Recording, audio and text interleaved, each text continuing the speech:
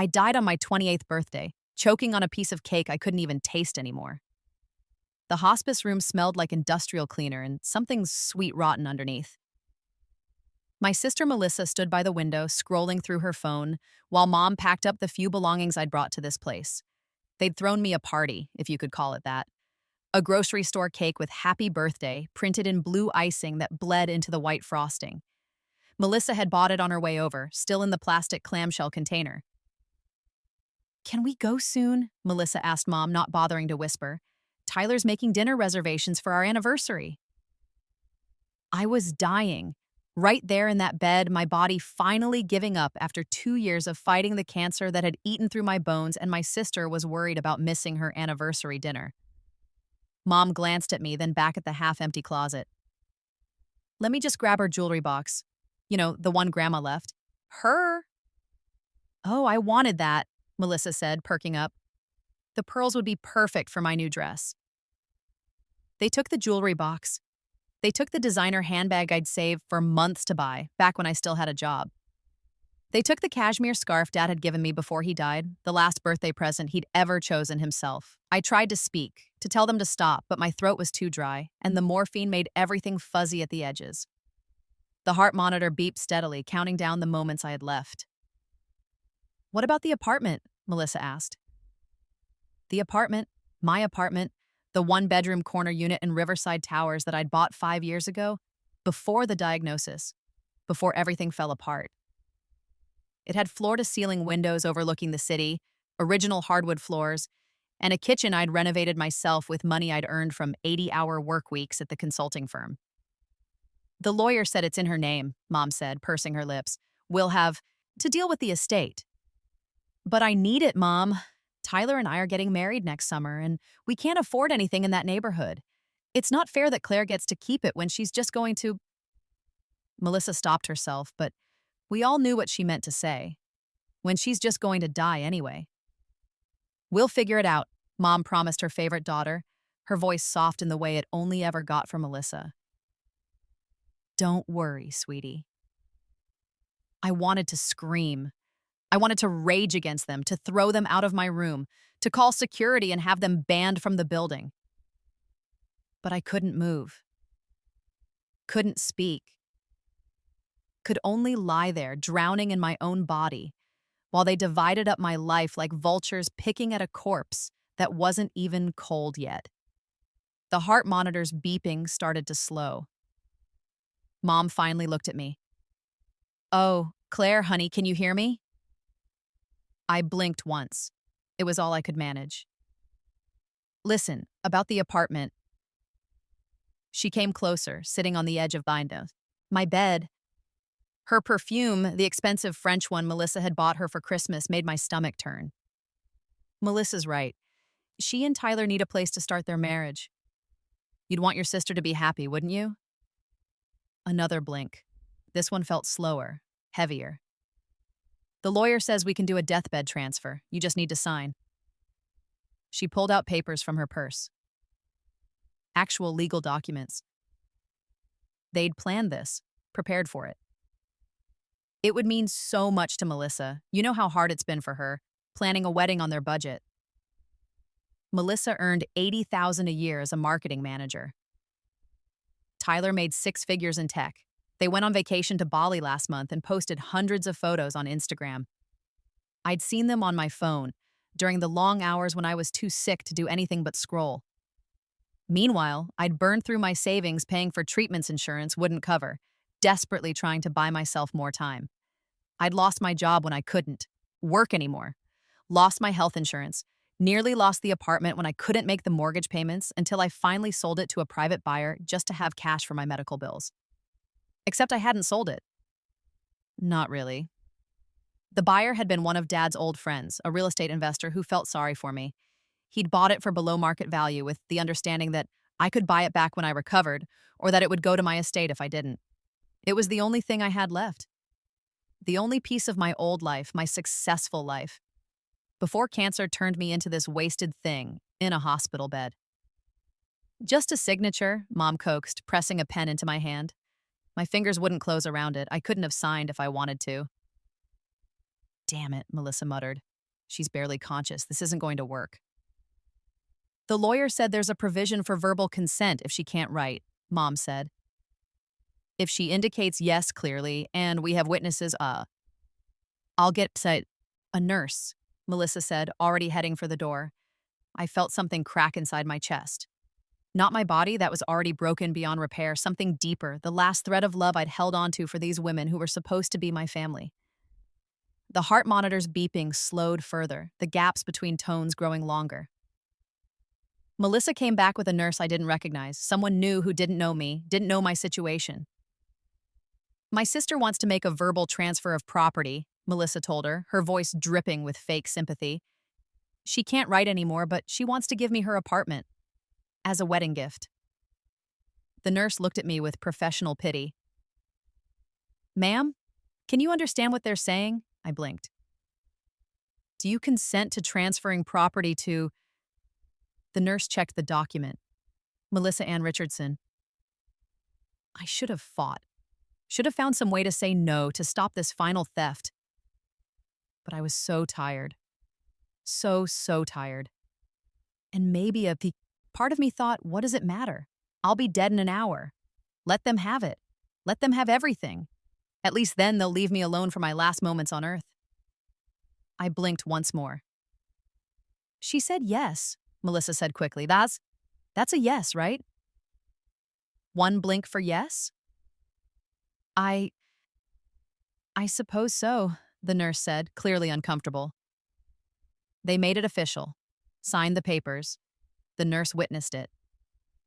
My apartment, my beautiful apartment that I'd worked so hard for, that represented every sacrifice I'd made to build a career, to build a life, became Melissa's wedding present. Mom kissed my forehead. You're such a good sister, Claire. Melissa will take wonderful care of it. Melissa didn't even say thank you. She was already texting Tyler, probably telling him the good news. They left 20 minutes later. The reservations, after all. I died alone at 11:47 p.m. on my 28th birthday with nothing to my name but a hospital gown and the morphine drip that finally let me stop fighting. The last thing I thought was, I hope that apartment destroys you. I woke up to the sound of my alarm clock playing Dancing Queen. For a moment, I just lay there, confused. The hospice didn't use alarm clocks. The nurses came in to check vitals, or the machines beeped, but there was no ABBA at 7 in the morning. I opened my eyes to sunshine streaming through floor-to-ceiling windows, my windows, the ones in my apartment overlooking the city skyline. I could see the river in the distance, morning light sparkling on the water. I sat up and my body moved, actually moved. No pain, no exhaustion, no feeling like my bones were made of glass that might shatter at any moment. I looked down at my hands. They were whole, healthy. No IV bruises, no chemo-thinned skin. I touched my head and felt hair, thick, full hair, not the wispy strands that had never quite grown back properly. My phone buzzed on the nightstand.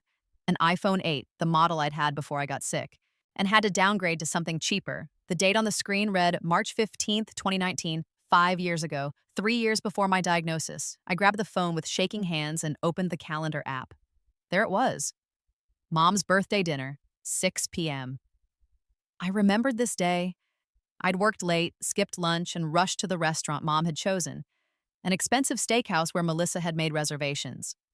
I'd paid for everyone's dinner because Mom had given me that look, the one that said I was being selfish if I didn't. The bill had been $400. Melissa had ordered a bottle of wine that cost more than my weekly grocery budget. I'd gone home that night with an empty wallet and a full stomach I didn't want, feeling vaguely manipulated but not quite able to name how. Now I understood. That had been the beginning. The pattern I'd been too blind to see until I was dying. Mom and Melissa taking and me giving over and over until there was nothing left. I got out of bed and walked to the bathroom. The mirror showed me my 23-year-old face, unlined and healthy, with clear eyes and good skin. I looked like I'd been sleeping well, like I had a future. I'd been given a second chance. The realization hit me like a physical blow. I had to grab the edge of the sink to steady myself. Somehow, impossibly, I'd gone back to before cancer, before the slow deterioration of my life, before I lost everything. Back to when I still had the apartment. I started laughing. It bubbled up from somewhere deep in my chest, slightly hysterical because of all the things that could have happened after death. Nothing, darkness, heaven, hell, reincarnation as a different person. I'd gotten this. A do-over. A chance to live the last 5 years differently. A chance to make sure Melissa never got her hands on my apartment. The laughter died as reality set in. I knew what was coming. Every doctor's appointment, every test result, every conversation. I knew when the cancer would appear in my scans. I knew which treatments would fail. I knew exactly how my mother and sister would react when I got sick. I knew how it ended, unless I changed it. I spent the morning going through my apartment like an archaeologist examining artifacts from a lost civilization. Everything was exactly as I remembered from 5 years ago. The IKEA bookshelf I'd later sell for cash, the abstract painting I'd bought at a street fair, the kitchen table where I'd sat with the real estate investor, signing papers that transferred ownership while I desperately hoped I'd beat the cancer and buy it back someday. In my home office, I found my laptop and opened it. My consulting work filled the screen, spreadsheets, presentations, client emails. I'd been successful once, really successful. Fast-tracked for partner at 25, one of the youngest in the firm's history. Then the diagnosis came and everything unraveled. But now I had knowledge. I knew which investments would pay off. I knew which companies would explode in value. I knew about the pandemic that would hit next year, the market crash, the recovery. I knew. Wait, I pulled up my banking app. The checking account showed $8,000. Savings had $43,000. Money I'd later drain paying for medical bills and mortgage payments when I couldn't work. My investment account held another $120,000 in index funds. In my previous life, I'd been conservative with money. Maxed out my 401k, kept an emergency fund, invested steadily in broad market funds like every financial advisor recommended. I'd played it safe. And then cancer had eaten it all. This time, I could be smarter. I could be aggressive. I knew Bitcoin was going to hit $60,000. I knew which tech stocks would 10x. I knew about GameStop and AMC, about the meme stock revolution. I could turn my $171,000 in liquid assets into millions. But first, I had to protect what I already had. I pulled up the documents folder on my laptop and found the apartment deed. Riverside Towers, Unit 847, purchased in 2016 for $380,000, now worth maybe $420,000. In another 2 years, it would be worth $550,000. By the time I died in my previous life, units in the building were selling for $650,000. Melissa had gotten a hell of a gift. I thought about that nurse, the one who'd witnessed my verbal consent. I thought about my mother, pressing a pen into my dying hand. I thought about Melissa, texting her fiancé about their new apartment while I lay there counting my last heartbeats. Rage burned through me, hot and clean and energizing. I picked up my phone and called my office. "Hi, Jennifer. It's Claire. I'm not feeling well. Can you move my meetings today? Thanks." Then I called a lawyer. Marcus Chen's office was in a high-rise downtown, all glass and steel and expensive furniture. He was the same lawyer who'd handled the deathbed transfer in my previous life, or who would have if I let things play out the same way. Mom had found him through a friend of a friend who specialized in delicate estate matters. This time, I got to him first. "Ms. Richardson," he said, shaking my hand. "Your email was quite urgent. How can I help you?" "I need to put my assets in a trust," I said. "Something ironclad, something that can't be challenged or overridden, even if I'm incapacitated." His eyebrows rose. "That's unusual for someone your age. May I ask why?" I'd prepared my answer. "I have a family history of early onset Alzheimer's. My grandmother had it. I want to make sure that if something happens to me, my assets are distributed according to my wishes, not manipulated by anyone claiming to act in my best interest." It wasn't true about Alzheimer's, but it was close enough to the truth that I could say it without flinching. "I see," Marcus said, his expression becoming more serious. "A trust is definitely appropriate in that case. Do you have beneficiaries in mind?" "Several charities," I said. I'd looked them up this morning. Cancer research organizations, patient advocacy groups, hospice programs, the kind of places that had helped me in my previous life, or tried to. And I want specific provisions about any real property I own. No gifting, no transfers while I'm alive unless I'm of sound mind and body, verified by 2 independent physicians. That's very thorough, Marcus said. And I want a clause that if anyone contests the trust, they're automatically disinherited. Anything they would have received goes to the charities instead. Marcus began taking notes. Who are you concerned might contest it? My mother and sister. He looked up. May I speak frankly? Please. In my experience, when an adult children come in wanting to protect assets from their parents, there's usually a history of financial exploitation or manipulation. Is that the case here?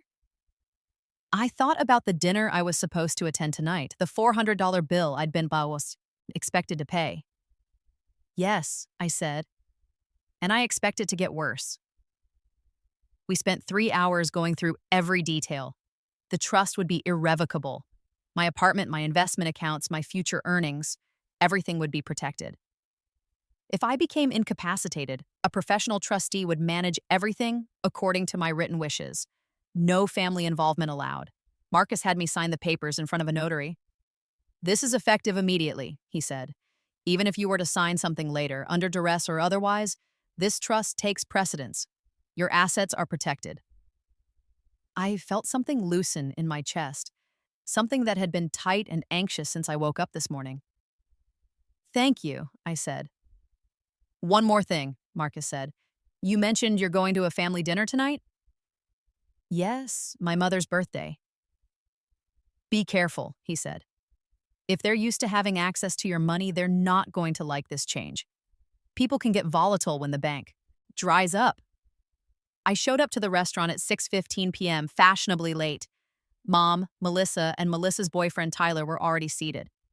They'd ordered appetizers, crab cakes and calamari, both expensive, and were working on a bottle of wine. Claire, Mom said, standing to hug me. You made it. We were worried you'd have to work late again. In my previous life, I had worked late. I'd rushed straight from the office, still in my business suit, apologizing for missing the appetizers. Tonight, I'd gone home, changed into jeans and a casual sweater, and taken my time. Happy birthday, Mom, I said, handing her a card. Inside was a gift certificate for $50 to a spa chain. In my previous life, I'd given her $300 in cash and a designer scarf she'd mentioned wanting. Mom opened the card and her smile tightened slightly. Oh, how thoughtful. Hey, sis, Melissa said, not getting up. You look different. Did you do something to your hair? Just washed. I said, sliding into the empty seat next to Tyler. Tyler gave me an awkward wave. In my previous life, I'd barely gotten to know him. He'd seemed nice enough, quiet, worked in software, let Melissa make most of the decisions. After they got engaged, I'd only seen him at family events where Melissa dominated the conversation. After they got married and moved into my apartment, I was already too sick to visit. We already ordered, Melissa said. I got you the salmon. You love salmon. I didn't love salmon. I was ambivalent about salmon. But Melissa had a habit of deciding what I liked and then treating it as fact. Actually, I'm going to order for myself, I said, waving over the waiter. I'll have the chicken marsala and a side salad. Melissa's eyes narrowed. You don't like chicken marsala. I'm feeling adventurous tonight. The waiter took my order and left. An awkward silence settled over the table. So, Mom said, clearly trying to smooth things over. How's work? Claire, any news? Actually, yes, I said. I'm going to talk to my boss about reducing my hours. I've been working too much and I want more work-life balance. This was a lie.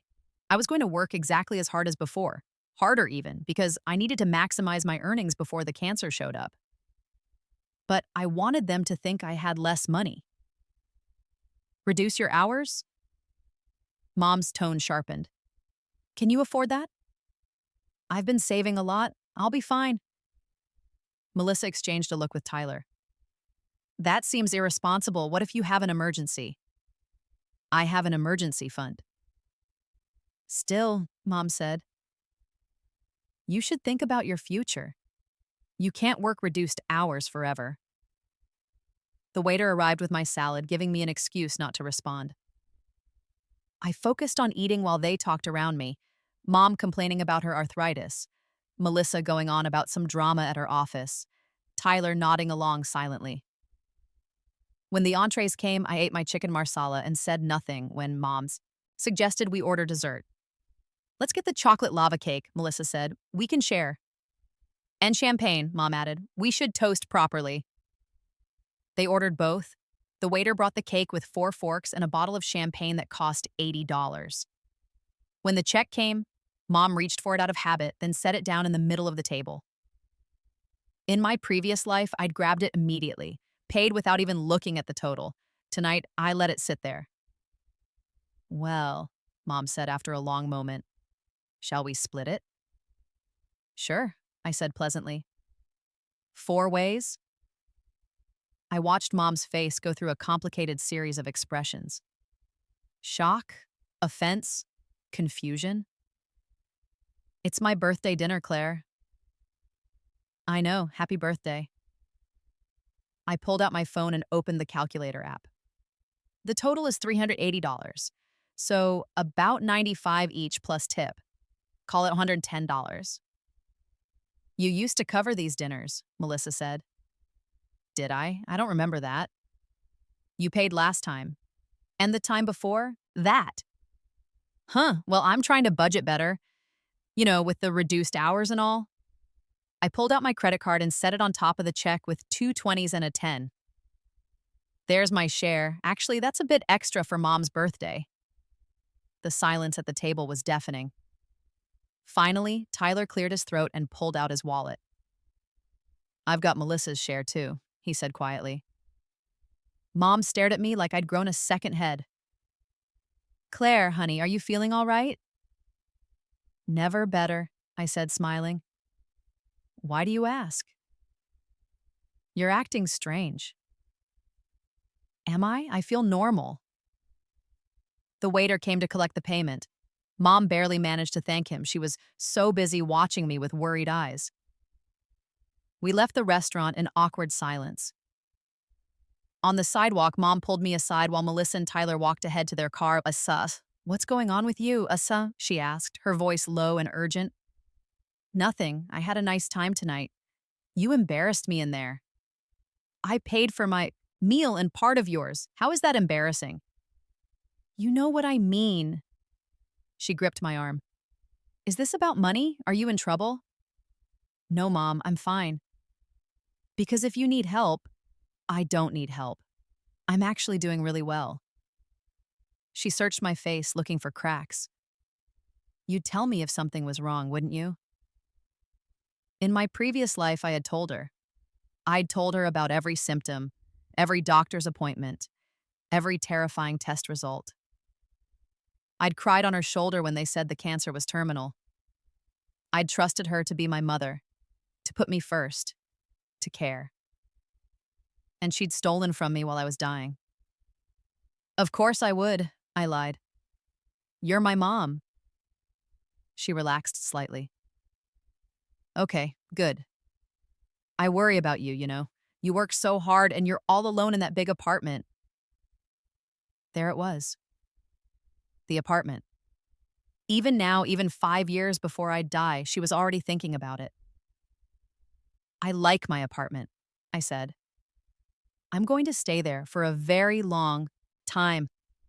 I hugged her goodbye and walked to my car, feeling her eyes on my back the whole way. The next morning, I started making moves. First, I went to my bank and opened a new investment account, one that Mom and Melissa didn't know about. I transferred $100,000 from my savings and investments, leaving just enough in my old accounts to seem normal. Then I started buying Bitcoin. In March 2019, Bitcoin was trading at around $4,000 per coin. I knew it would hit nearly $20,000 by the end of the year, drop during the pandemic, then skyrocket to $60,000 in 2021. I bought 25 coins for $100,000, which would be worth $1.5 million at the peak. But I didn't stop there. I bought stock in Zoom, which was about to IPO and would become essential during the pandemic. I bought Tesla, which would split and soar. I bought Netflix, Amazon, Apple. Companies I knew would weather the coming storm and come out stronger. Every day I checked my portfolio. Every day I watched my net worth climb. At work, I threw myself into my projects with renewed energy. I knew which clients would be profitable, which pitches would succeed. I closed deals I'd bungled in my previous life. I impressed partners who'd barely known my name before. By June, I'd been promoted to senior consultant. By September, I was on the partner track. My mother called every week asking how I was doing, when I'd come visit, whether I'd met anyone nice. I kept my answers vague and upbeat. Everything's great. Work is busy. No, no one special yet. Melissa called less often, usually when she needed something. Could I recommend her for a job at my firm? No. Did I want to go to a wedding with her? No. Would I lend her money for a down payment on a car? Absolutely not. The refusals piled up. The distance between us grew. On my 24th birthday, Mom sent a text. "Hope you're having a good day. Miss you." I didn't respond. I was too busy checking my Bitcoin balance, which had just crossed $300,000. The cancer didn't come. That was the first surprise. In my previous life, I'd started feeling tired in early 2020. By March, I couldn't ignore the symptoms anymore. By April, I had a diagnosis: aggressive leukemia, already at stage 3. This time, I hit 2020 feeling better than ever. I was exercising regularly, eating well, sleeping 8 hours a night.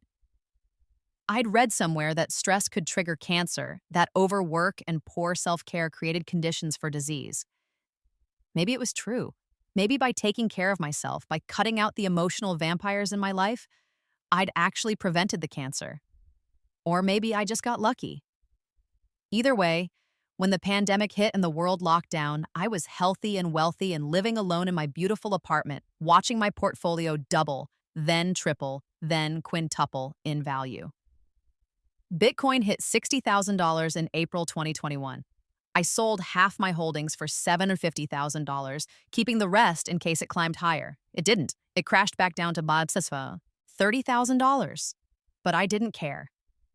I'd made my profit. My total net worth, $2.3 million. At 25 years old, I was a millionaire several times over.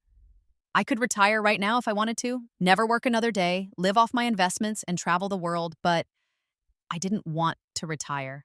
I wanted to work. I wanted to build. I wanted to prove to myself that I could do everything I'd done before, everything I'd lost to cancer, and more. I made partner at the firm in June 2021. At 26, I was the youngest partner in company history. Mom called to congratulate me. "I'm so proud of you, honey," she said, and I could hear the warmth in her voice. Real warmth. Not the fake kind she used when she wanted something. It made me sick. "Thanks, Mom. We should celebrate. Let me take you to dinner." "I'm pretty busy with the new role." "Just one dinner, please. I haven't seen you in so long." I'd been avoiding family gatherings for 2 years. Every invitation declined, every holiday spent alone or with friends from work, but I heard something in Mom's voice that made me pause. Desperation, maybe. Or loneliness. "Okay," I said. "Just us, though, not Melissa." "Oh, well, actually, Melissa wanted to come. She has some news." Of course she did. "Fine," I said, but somewhere casual, not another expensive restaurant." We met at a chain Italian place, the kind with unlimited breadsticks and cheap wine.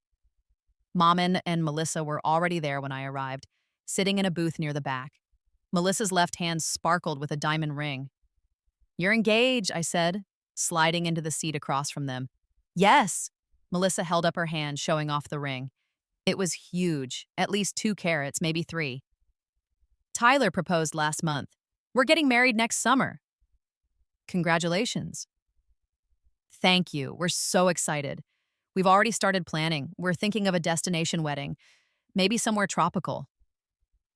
"That sounds expensive." "It will be, but it's worth it. You only get married once, right?" She laughed. "Well, hopefully." Mom reached across the table to squeeze my hand. "Isn't it wonderful news? my baby girl, getting married. Melissa was 30 in my previous life when she got married. This time, she was only 28. Tyler must have proposed earlier, maybe because the pandemic had changed their timeline. We're looking at venues now, Melissa continued, and we'll need to find a place to live after the wedding. Tyler's apartment is too small for both of us, and my lease is up in July. I felt it coming like a wave on the horizon, distant but inevitable. You two will figure it out, I said neutrally. Actually, Mom said, we were hoping you could help.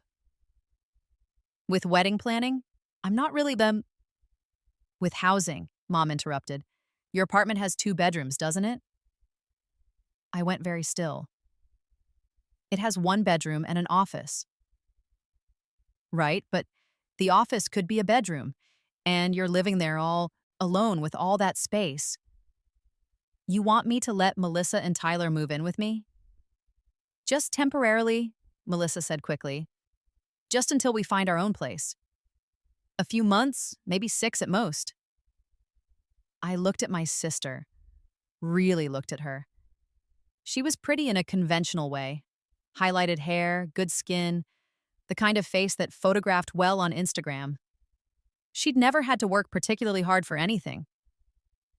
Mom had always smoothed the path for her, made excuses, covered her rent when she overspent, bailed her out of credit card debt. And now she wanted my apartment. In my previous life, they'd waited until I was dying to take it. This time, they were making their move while I was healthy. No, I said. Melissa blinked. What? No, you can't move into my apartment. Claire, don't be selfish, Mom said. It's only temporary. I don't care if it's temporary. It's my home. I'm not giving it up. We're not asking you to give it up, Melissa said, her voice rising. Just to share it. You have plenty of room. I use that office for work. I have client calls, video meetings. I can't have people living with me. We'd be quiet. No. The word hung in the air between us. Mom's expression hardened. You've changed, Claire. You used to be so generous, so caring. Now you're cold. I'm protecting my boundaries. Boundaries, she scoffed. That's just another word for selfishness. Then I'm selfish. I can live with that. Melissa's eyes filled with tears, real tears, or at least convincing ones. I can't believe you won't help us. After everything we've done for you, what have you done for me? The question came out sharper than I intended. Tell me. What exactly have you done? We're your family. That's not an answer. Mom stood up abruptly. I don't know what's happened to you, but I don't like it. You've become hard, mean. I've become honest. Same thing, apparently. She grabbed her purse. Come on, Melissa, let's go. Melissa followed, still crying, throwing me wounded looks over her shoulder. I sat alone in the booth, surrounded by untouched breadsticks, and felt absolutely nothing. They didn't speak to me for 3 months. I didn't reach out, didn't apologize, didn't explain. I worked, I invested, I watched my net worth climb past 3 million, then 4. In October 2021, Melissa sent me a wedding invitation. Formal, printed on cream cardstock with elegant calligraphy. The wedding was scheduled for June 2022 at a resort in Cabo San Lucas. The invitation included a note. Hotel rooms are $400 per night, 3-night minimum stay required. I did the math. With flights, hotel, and incidentals, attending the wedding would cost at least $2,500. I RSVP'd no. Melissa called me an hour later, hysterical. You're not coming to my wedding? I can't afford it. You're a millionaire. I went quiet. How do you know that? Mom talked to Janet, who talked to Susan, who knows someone at Bankrupted. Your firm. They said you made partner, that you're doing really well. Small-town gossip networks, I should have known. Even if I am doing well, I said carefully, I'm not spending $2,500 on a destination wedding. I'm your sister. And it's your choice to have an expensive wedding. I'm not obligated to attend. You're such a bitch, she spat. No wonder you're alone. No wonder no one wants to be around you. She hung up. I blocked her number. The wedding happened without me. I saw the photos on Facebook. Mom had tagged me in several, maybe hoping I'd feel guilty. Melissa in a white dress on a beach, Tyler in a light gray suit, palm trees and turquoise water in the background. They looked happy, good for them. In August 2022, Mom called from a number I didn't recognize. "Claire, please don't hang up." I should have hung up. Instead, I said, "What do you want?" "I want to talk to you. Really talk." "Can we meet for coffee?" "Why?" "Because you're my daughter, and I miss you." I almost believed her, almost. "Fine, one coffee." We met at a Starbucks near my office. Mom looked older than I remembered, more gray in her hair, deeper lines around her eyes. She hugged me when I arrived, holding on a little too long. "You look good," she said. "Healthy." I am healthy. We got our drinks and sat in a corner booth. For a while, we made small talk. Her arthritis was acting up. She'd joined a book club. Melissa and Tyler were settling into married life. Then she said, "I owe you an apology." "For what?" "For pushing you about the apartment. For trying to guilt you into helping Melissa. That wasn't fair." I sipped my latte. "Okay. Is that all you have to say?" "What do you want me to say?" "I don't know, maybe that you forgive me?" I thought about the hospice room, the jewelry box, the cashmere scarf, the pen pressed into my dying hand. "I don't forgive you," I said. Mom flinched. "Claire, you don't actually think you did anything wrong. You're apologizing because you want something from me. So what is it? What do you want?" She was quiet for a long moment. Then, "Melissa and Tyler need help." Of course they did. "What kind of help?" "They're struggling financially. Tyler lost his job during the pandemic and he's been doing contract work, but it doesn't pay as well. Melissa's salary covers rent, but barely. They're drowning in debt." "That's not my problem." "They're family." "So you keep saying." "Claire, please. They need $50,000 just to get back on their feet. Pay off the credit cards, catch up on bills." I laughed. Actually laughed out loud. $50,000? I know it's a lot, but you have it. Everyone knows you have it. And why should I give it to them? Because they're desperate. Because Melissa is your sister. Because she stopped, struggling with something. Because I'm asking you to. In my entire life, I said slowly, you have never once chosen me over Melissa. Not once. Every time. There was a choice. You picked her. Her needs, her wants, her comfort. I was always second place. That's not true. It is true. And now you want me to hand over $50,000 to bail out your favorite daughter? I don't have a favorite. Yes, you do. You always have. I stood up, grabbing my coffee. The answer is no. Tell Melissa to get a second job. Tell Tyler to find better contracts. Tell them both to stop spending money they don't have. You're heartless, Mom said, her voice breaking. No, I said. I'm just done being a doormat.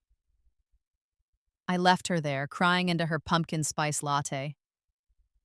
They tried other tactics. Tyler called me, awkward and apologetic, saying it wasn't pride but desperation. He'd pay me back, he promised. With interest. I said no. Melissa sent emails, long rambling messages about how much she'd sacrificed for me growing up, how she'd always looked out for me, how family was supposed to help each other. I blocked her email. Mom tried the guilt. Angle. What would your father think? I hung up on her. The truth was, Dad would have been on my side. He'd seen through Mom's favoritism, had tried to balance it out by giving me extra attention, extra support. When he died of a heart attack at 55, I'd lost my only real advocate in the family. Mom had inherited everything, the house, the life insurance, the retirement accounts. She'd promised to split it fairly between me and Melissa when she passed. I didn't believe that for a second. Not anymore. In my previous life, I'd been too sick to care about inheritance. But now, healthy and clear-headed, I realized Mom would leave everything to Melissa. She'd find a way to justify it. Melissa needs it more. Melissa has a family. Claire is doing fine on her own. I needed to protect myself. I called Marcus Chan's. Claire, he said, pleased to hear from me. How's the trust working out? Perfect, but I need to add something. I explained the situation, the requests for money, the pressure from family, the likelihood that Mom would try to cut me out of her will. I want documentation, I said. Records of every time they've asked me for money, every conversation about the apartment. If they try to claim I'm estranged for no reason or that I'm mentally unfit, I want proof that I had legitimate reasons for keeping my distance. Smart, Marcus said. I'll draft a family history document. You write down everything, dates, conversations, amounts requested. We'll have it notarized and kept on file. I spent a week writing it all down. Every dinner I'd paid for. Every time Mom had asked me to cover something for Melissa. Every boundary violation. Every guilt trip. Every manipulation. When I finished, the document was 20 pages long. Marcus read it and whistled. This is damning. It's the truth. If they ever try to challenge your estate or claim undue influence, this will shut them down completely. Good. In December 2022, I got a call from a number I didn't recognize. Is this Claire Richardson? Yes, who's this? My name is David Kellerman. I'm the HOA president at Riverside Towers. My blood went cold. Is something wrong with my apartment? No, nothing like that. I'm calling because we're implementing some policy changes and I wanted to give you a heads up. What kind of changes? The building is doing a major renovation starting next year. New elevators, updated lobby, resurfaced pool deck. It's going to be beautiful, but it means special assessments for all owners. How much? $15,000 per unit, paid over 12 months. So about $1,250 a month on top of regular HOA fees. I thought fast. My regular HOA fees were $800 a month, already steep but manageable. Adding another $1,250 would bring the total to just over $2,000 a month. That's significant, I said. I know, we're sending official notices next week, but I wanted to call our owners personally, especially the ones who've been here since the building opened. I appreciate that. When does the assessment start? January 2023. And Claire? He paused. Between you and me, there's talk of another assessment in 2024 for the parking garage. It needs structural work. Could be another $20,000. Jesus. Yeah, if you're thinking of selling, now might be the time, before the assessments hit and scare off buyers. I'm not selling, I said automatically. Okay, just thought I'd mention it. After he hung up, I sat staring at my phone. $15,000 in 2023. Potentially $20,000 in 2028. Plus regular HOA fees of $800 a month, which would probably increase. For someone like me with millions in the bank, it was annoying but manageable. For someone like Melissa, barely scraping by, it would be catastrophic. And suddenly I knew exactly what to do. I called Mom in January 2023. Claire? She sounded surprised. We hadn't spoken since the coffee shop incident. Is everything okay? Yeah, everything's fine. Listen, I've been thinking about what you said, about Melissa and Tyler needing help. Silence. Then carefully. You have? I can't give them $50,000. But I have another idea. I'm listening. My apartment. I know Melissa wanted it. And the truth is, I don't need it anymore.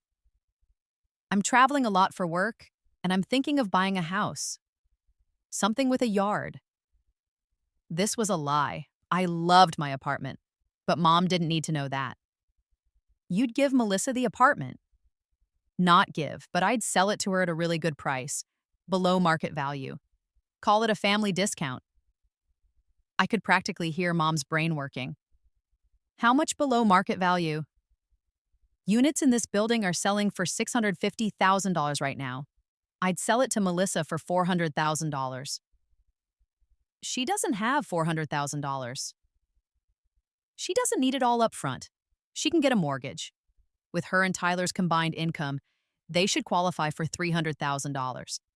They'd need to come up with $100,000 for the down payment. They don't have that either. Then they should save up or borrow from family or take out a personal loan. I paused. But the offer is only good until the end of March. After that, I'm listing it on the open market. Claire, that's incredibly generous. I know. I tried to sound magnanimous. Loving, like the old Claire, the one who paid for dinners and let herself be walked over.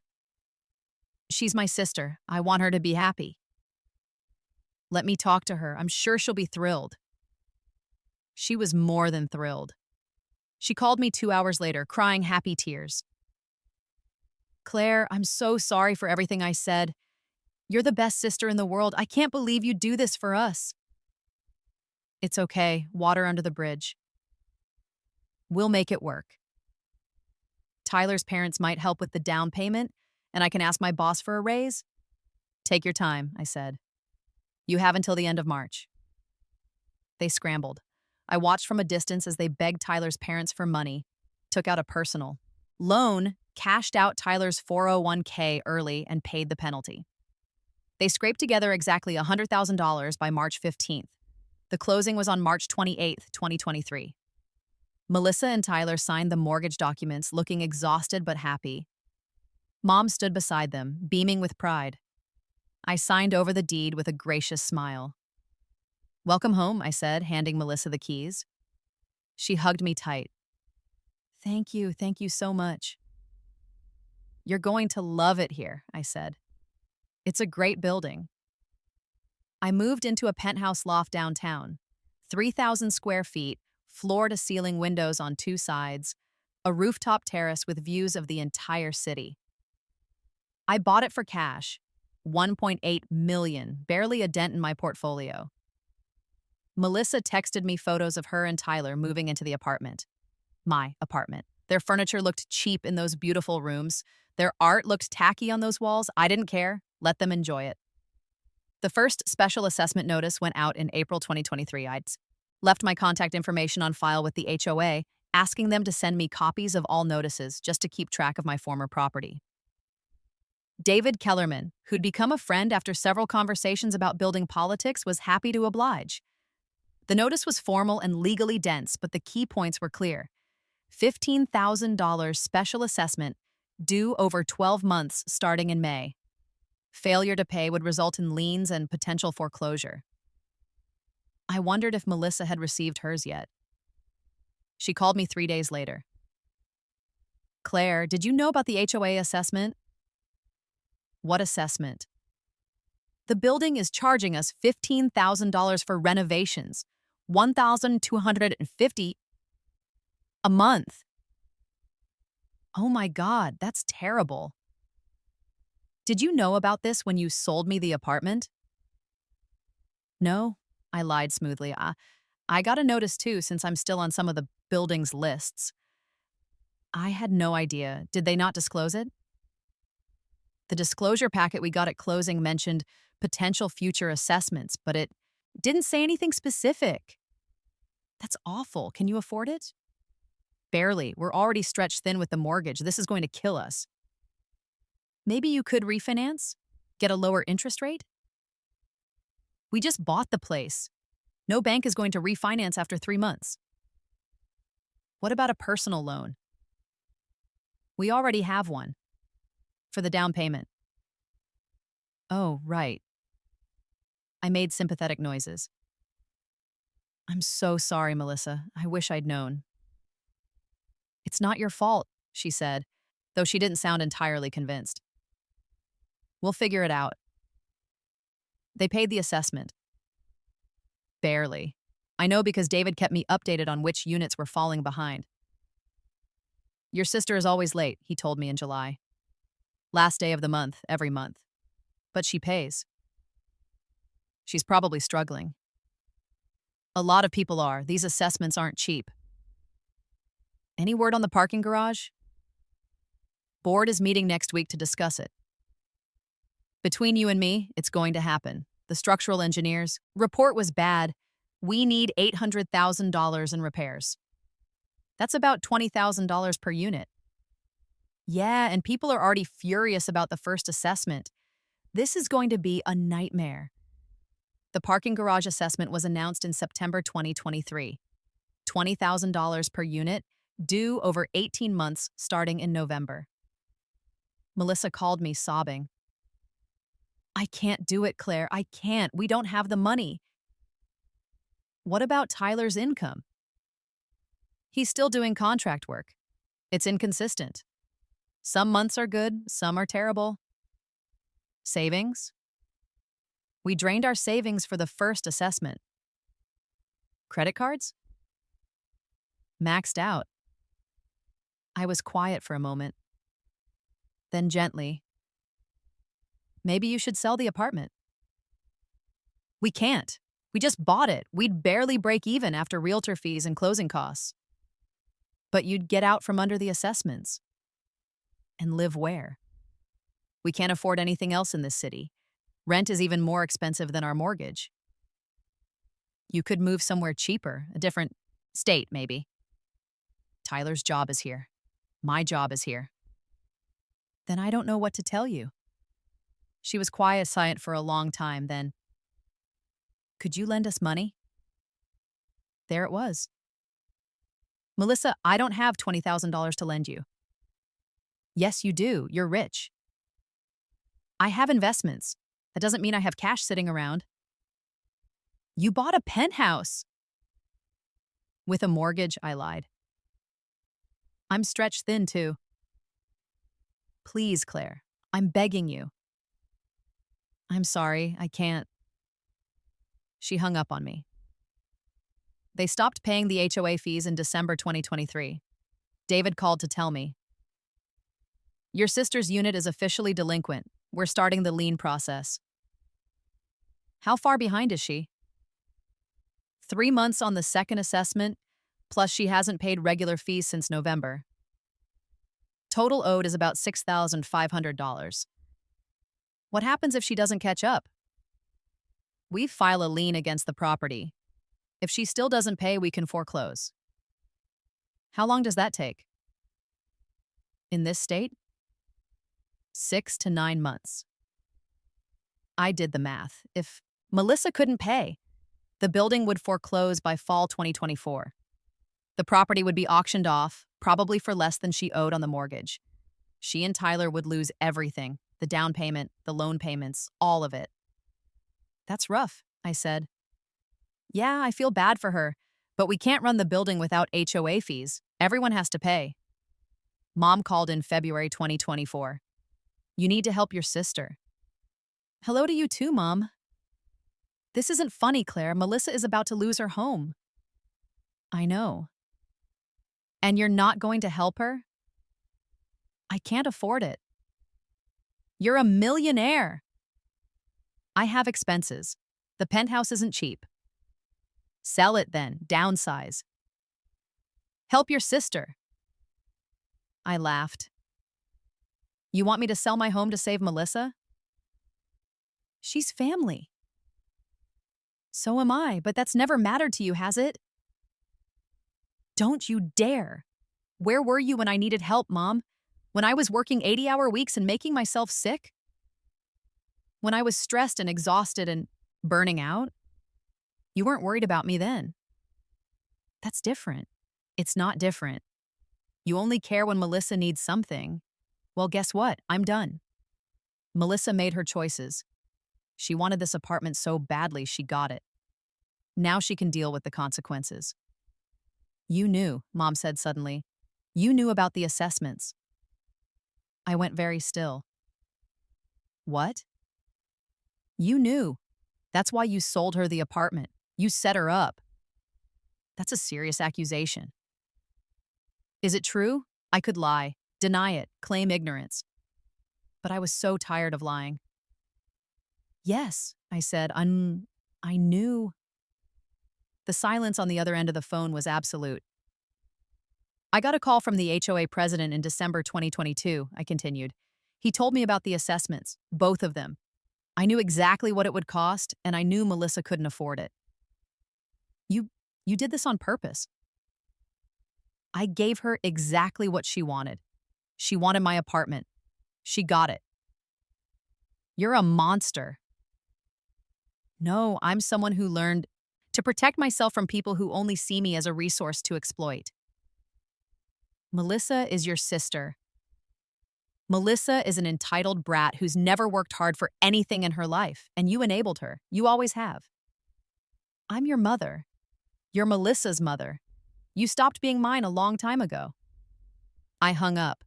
She called back 17 times. I blocked her number. The foreclosure process started in March 2024. I bought a burner phone and created an anonymous email account. Then I sent all the documentation to a real estate lawyer I'd hired specifically for this purpose. I want to be ready to buy this property when it goes to auction, I told him. Pensa, are you sure? Foreclosure auctions can be unpredictable. I'm sure, whatever it takes. The auction was scheduled for October 2024. I had 7 months to prepare. In the meantime, I watched from a distance as Melissa's life fell apart. She and Tyler tried to sell the apartment, but no one wanted to buy a property with $30,000 in outstanding HOA liens. The few offers they got were insultingly low, $250,000, barely enough to cover the mortgage. They tried to refinance, but their credit was destroyed from all the late payments and maxed out credit cards. They tried to negotiate with the HOA, but David was sympathetic but firm. Everyone has to pay. We can't make exceptions. Tyler took a second job doing DoorDash deliveries. Melissa started selling their furniture, their wedding gifts, anything of value. It wasn't enough. Mom tried to help. She took out a reverse mortgage on her house and gave them $15,000. It covered part of the debt, but not enough to stop the foreclosure. In September, Melissa and Tyler moved out. They couldn't afford to stay until the auction. They found a studio apartment in a bad neighborhood, the kind of place where you hear sirens every night. Melissa posted about it on Facebook. One of those vague, passive-aggressive posts. Sometimes you find out who your real family is when times get tough. Grateful for the people who actually showed up.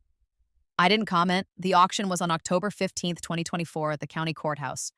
I showed up in person, dressed in jeans and a baseball cap, looking nothing like a multimillionaire real estate investor. My lawyer stood beside me holding the cashier's check. There were 6 other bidders. Most dropped out when the price hit $300,000. 2 stubborn ones kept going. The bidding finally ended at $425,000. I won. My lawyer handed over the check. The clerk processed the paperwork. Within an hour, I owned my apartment again. Actually, I owned it through an LLC I'd set up specifically for this purchase. Melissa would never know I was the buyer. As far as she knew, some random investor had taken her home. I hired a cleaning crew and a contractor. The apartment needed work. Melissa and Tyler had let it deteriorate during their final months there. Scratches on the hardwood, holes in the walls where they'd removed artwork, a broken cabinet door in the kitchen. I had it all repaired, repainted, deep cleaned.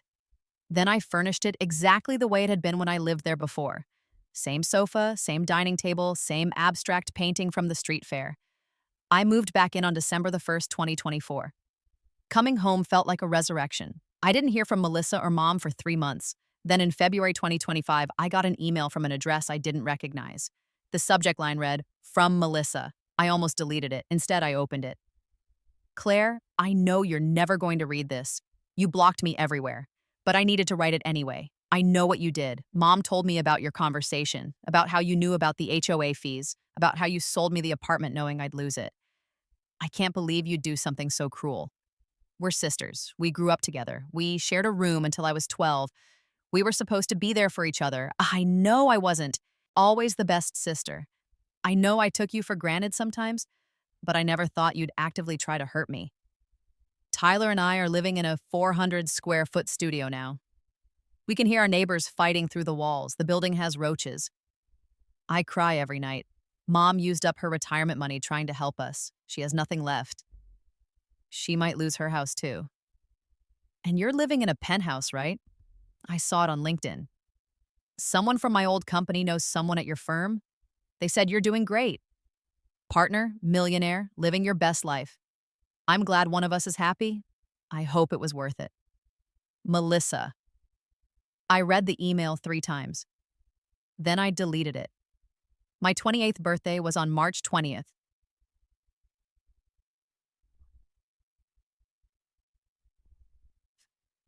5 years to the day from when I died in my previous life, choking on a piece of birthday cake in a hospice room.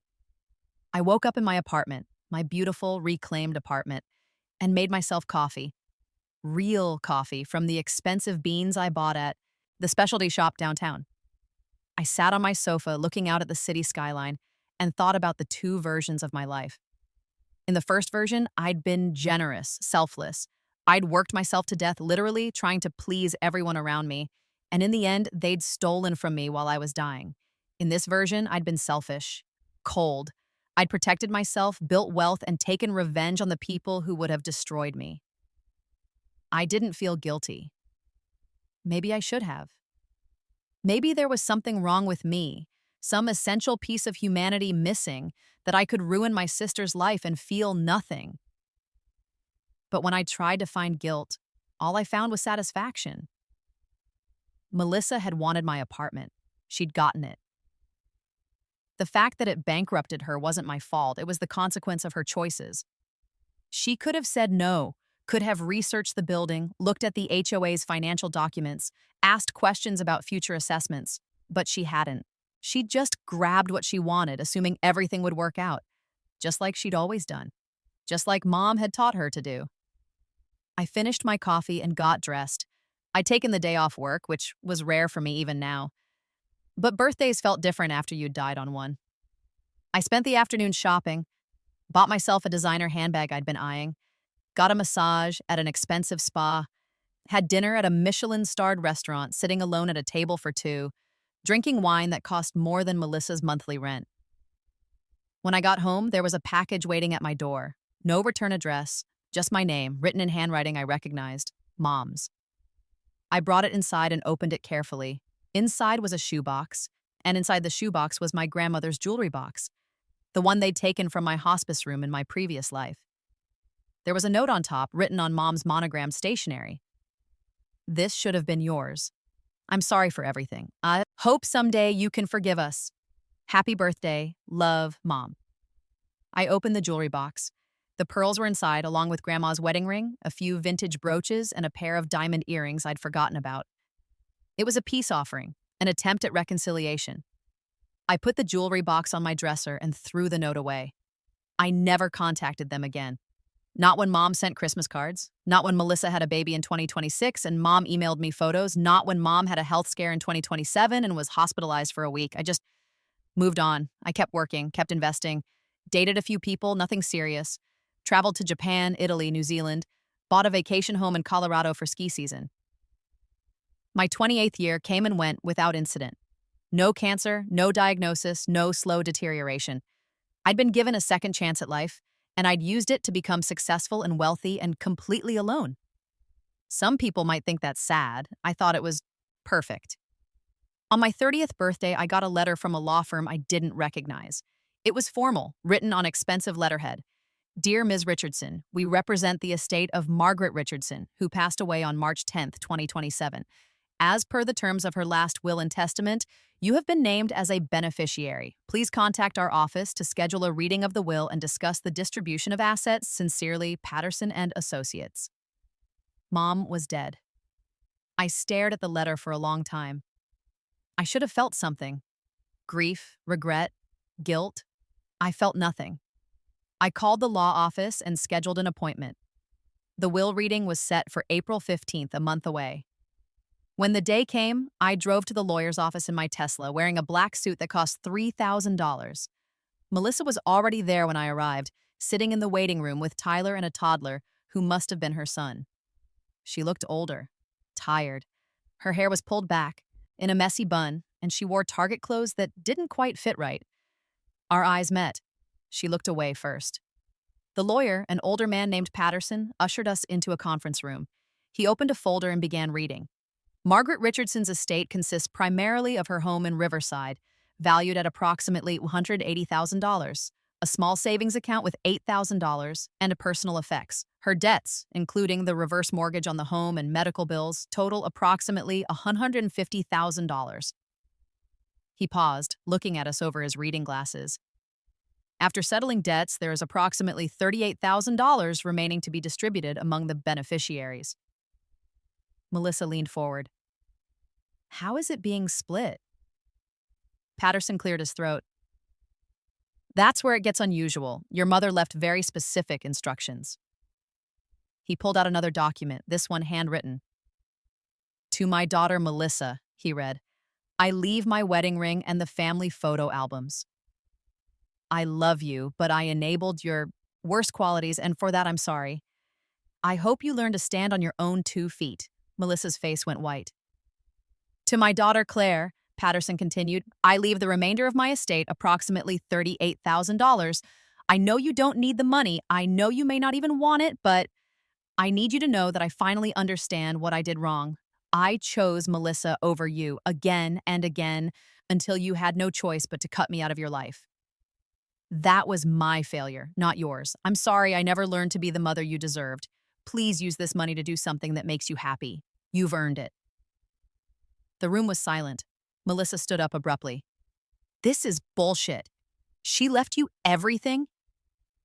Melissa, Tyler said quietly, trying to calm her. No, this isn't fair. I took care of her when she was sick. I visited her in the hospital. Where were you, Claire? I met her eyes. I was protecting myself. From what? From your dying mother? From you. From both of you. We're family, but you keep saying that. Like it means something. Like it obligates me to let you hurt me over and over again. I never hurt you. You took everything from me. You took my money, my time, my energy. You would have taken my apartment while I was dying, Melissa. Mom told me. She told me before she died. Patterson shifted uncomfortably. Perhaps we should... You sold me that apartment knowing I'd lose it, Melissa said, her voice shaking. You set me up. I gave you exactly what you wanted. The fact that you couldn't handle it isn't my fault. You're a monster. No, I'm just someone who learned to say no. Melissa grabbed her son and walked out, Tyler trailing behind her. I stayed seated. Patterson handed me a check for $38,000 and the deed to Mom's house. I'm supposed to ask if you want the house, he said. The reverse mortgage company will take it if you don't. Let them have it, I said. Sis. And the personal effects? Donate them. All of it. He nodded. Your mother left one more thing for you. He pulled out an envelope. Inside was a single photograph, me and Mom, taken when I was maybe 7 years old. We were at the beach, building a sandcastle, both of us laughing. On the back in Mom's handwriting, before I ruined it, I'm sorry. I put the photo in my purse. I used the $38,000 to fund a scholarship at my college. The Claire Richardson Scholarship for first-generation students in STEM fields. Every year, it would help someone who was working their ass off, trying to build a better life, despite coming from a family that didn't understand or support them. Every year, it would help someone like me. I'm 32 now. I never got cancer, never got sick at all, actually. Turns out that reducing stress and cutting toxic people out of your life does wonders for your health. I'm still a partner at the firm. My net worth is somewhere north of $8 million. I own 3 properties, including the apartment I fought so hard to keep. I'm dating someone, a software engineer named Marcus, who doesn't give a damn about my money and thinks my family drama is impressively fucked up. We might get married someday, we might not. Either way is fine with me. Melissa sent me a friend request on Facebook last month. I declined it. Sometimes I wonder if I'm happy. I have everything I wanted: success, wealth, freedom, safety. But I'm also alone. No family, few close friends, no one who knew me before I became this hard, defensive version of myself. Is that happiness? I don't know. What I do know is this: I sleep well at night. I don't lie awake feeling guilty or used or manipulated. I don't second-guess my choices. I don't wish I'd done things differently. In my first life, I was generous and selfless, and it killed me. In this life, I'm selfish and cold, and I'm thriving. Maybe that makes me a bad person. But I'm a bad person with a beautiful apartment, a healthy bank account, and the satisfaction of knowing that the people who tried to destroy me ended up destroying themselves instead. And honestly, that's enough for me. The apartment still has floor-to-ceiling windows overlooking the city. I still wake up every morning to sunshine streaming across hardwood floors. I still make coffee in the kitchen I renovated myself all those years ago. And every time I walk through the door, every time I stand in front of those windows and look out at the skyline, I remember they tried to take this from me, and I took it back. That's my revenge. That's my victory. They wanted me to gift her the apartment, to be the selfless sister who sacrificed everything. Instead, I sold it to her and let the HOA fees do the rest. In the end, the apartment didn't bankrupt her because of some cruel twist of fate. It bankrupted her because I knew it would, and I let it happen anyway. And I'd do it again in a heartbeat.